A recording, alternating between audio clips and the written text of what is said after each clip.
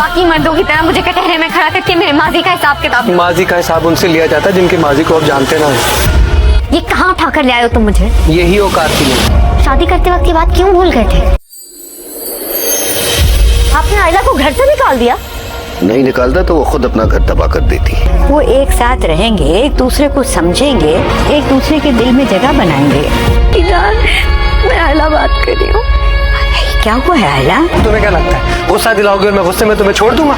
खौफ आता है मुझे। किस बात का जोम है तुम्हें? जोम नहीं है। साकिब ने आयला को घर से निकाल दिया होता है और शमसा को जब ये बात मालूम होती है वो साकिब पर ही चढ़ दौड़ती है और उसे यही बात कहती है, आपकी हिम्मत कैसे हुई आयला को घर से निकालने की? और साकिब यही बात कहता है, अगर मैं उसे घर से ना निकालता तो वो अपना घर खराब कर देती और हमारी इज्जत को भी, इसीलिए मैंने अपनी इज्जत और उसका घर बचाने के लिए ऑन से यही बात की है कि वो उसको यहाँ से लेकर चला जाए। और ऑन उसको यहाँ से लेकर गया है, लेकिन आयला को ऑन जहाँ पर लेकर जा रहा है आयला को वो जगह बिल्कुल भी पसंद नहीं आने वाली। और आयला जब उस घर में पहुंचेगी तो वो ऑन से यही बात करेगी, ये तुम कौन से कबाड़ में मुझे लेकर आ गए हो? तो ऑन यही बात कहता है, ऑन तो है ही 2 टके का, तो तुम्हें 2 टके की जगह पर ही लेकर आ सकता है और मैं कोई आलीशान घर अफोर्ड नहीं कर सकता था, जो अफोर्ड कर सकता था तुम्हें वहीं लेकर आया हूं। तो आयला यही बात कहती है, जब तुम्हें अपनी औकात का पता था तो मुझसे शादी ही नहीं करनी थी। और